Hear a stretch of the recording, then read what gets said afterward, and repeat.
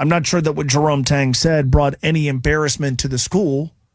There have been lots of coaches who have thrown their players under the bus, and you might argue it's unbecoming to do so, but there's lots of coaches, including legendary coaches, coaches who are in their school's Hall of Fame, coaches who are in the National Basketball Hall of Fame, who have thrown their players under the bus.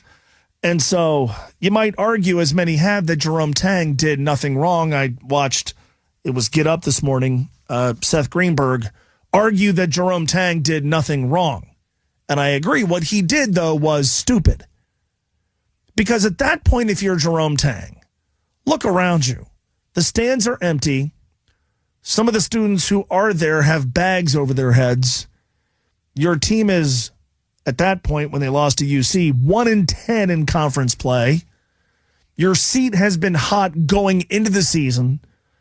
I mean, it doesn't take a genius to understand that the strong likelihood at that point is you're going to get let go. Maybe not during the season, but certainly after. At that point, you have one responsibility to yourself, but one responsibility. Protect that $18.5 million. Do not give them any reason to take that money away. Understand they may let you go. Understand coaches get let go all the time for losing. But when they get let go for losing, they get that money that's guaranteed to them. At that point, you go into Jerome Tang mode. Screw these players. Screw anything else. I got to make sure that I get the money that I'm contractually owed once they let me go. And so, like what he said, you could laugh at it. You could say it's unbecoming of a coach to throw his players under the bus. And you could say, well, you know, what he did in the grand scheme of things might have been unbecoming, but it's not necessarily wrong. A lot of coaches have thrown their players under the bus. But at that point, you understand they're going to fire you no matter what.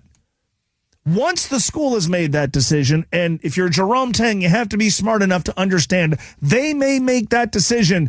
You also understand they're going to look for a way to not pay me my money, which means you got to be smart enough to understand I can't do anything that puts them in a position where they could legally take away my money. So that post-game press conference is nothing other than, man, Cincinnati played great. Boy, that team has a chance to be a problem moving forward. And you know what? We're appreciative of the fans that came out. Wish my players would have played better. I'll deal with whatever frustrations I feel toward them with them. Like, what he did is not wrong. What he did is stupid. Because maybe he's still the head coach today without saying what he said. And maybe he's the head coach today and they let him go in 4 or 5 weeks. But at that point, you have to understand the possibility of being let go is not remote. It's pretty significant. Maybe it's even inevitable.